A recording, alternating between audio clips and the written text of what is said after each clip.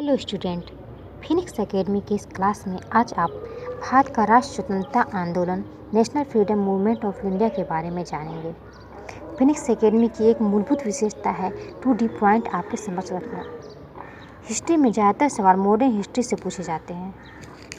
हमने इस वीडियो को अधिक से अधिक लाभकारी बनाने का प्रयास किया है, अतः आशा है कि आप इसका लाभ जरूर उठाएंगे।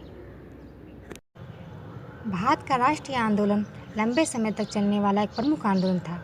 इस आंदोलन की शुरुआत 1885 ईस्वी में कांग्रेस की स्थापना के साथ हुई, जो कुछ उतार चढ़ाव के साथ 15 अगस्त 1947 ईस्वी तक अनवरत रूप से जारी रहा।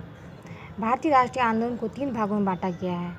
1885 से 1905 ईस्वी उदारवादी चरण था, 1905 से 1919 ईस्वी उग्रवादी चरण था और 1919 से 1947 ईस्वी गांधीवादी चरण माना गया है।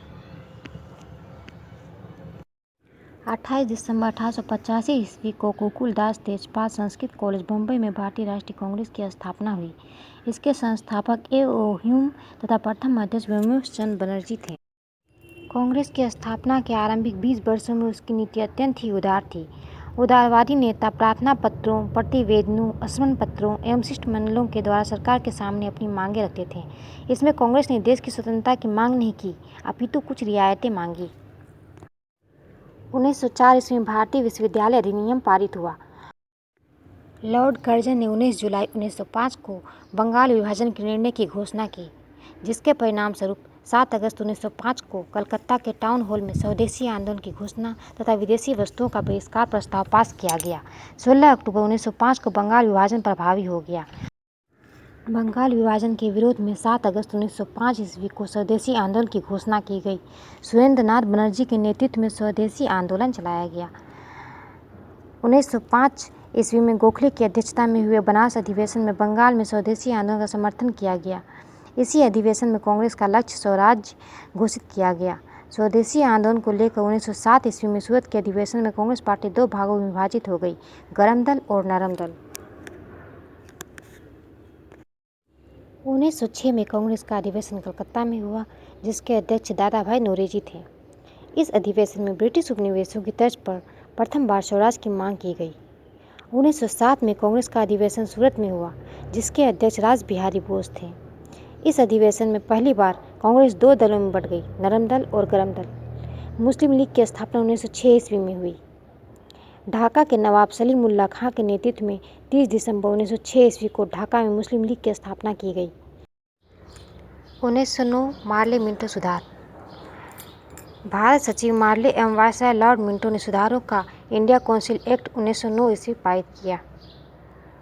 उस समय मार्ले भारत के राज्य सचिव एवं मिंटो भारत के वायसराय थे, इसलिए इस अधिनियम को मार्ले मिंटो सुधार भी कहा जाता है।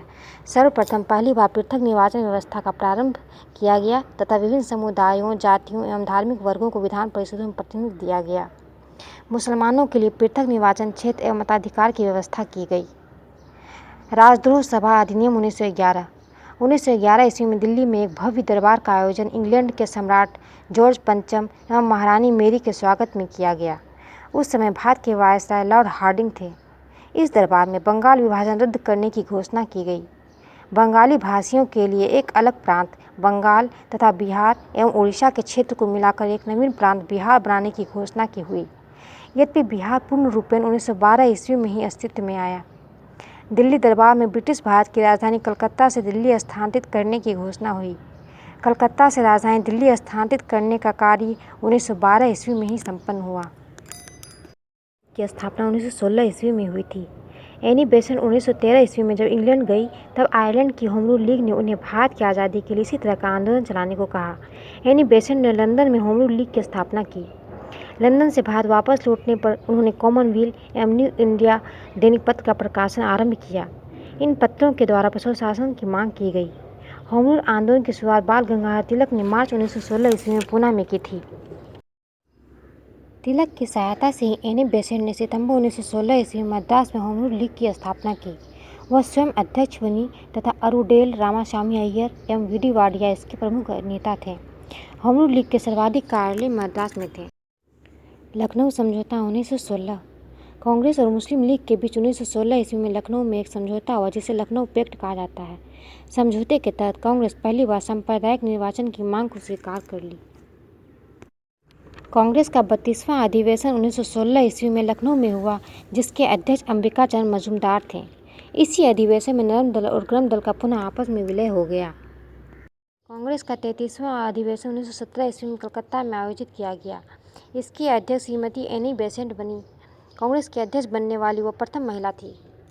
अगस्त घोषणा 1917 ईस्वी।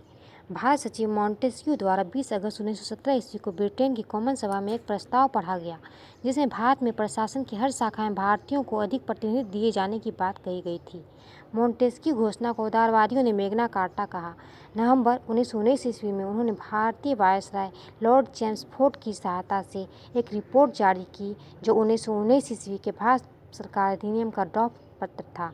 इस एक्ट द्वारा प्रांतों में देश शासन लागू किया गया।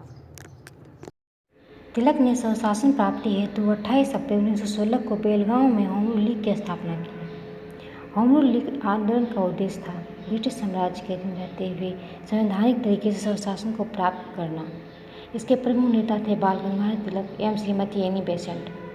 तिलक ने अपने पत्र मराठा एवं केसरी तथा एनी बेसेंट ने अपने पत्र कॉमनवेल्थ एवं न्यू इंडिया के माध्यम से गृह शासन का जबरदस्त प्रचार किया।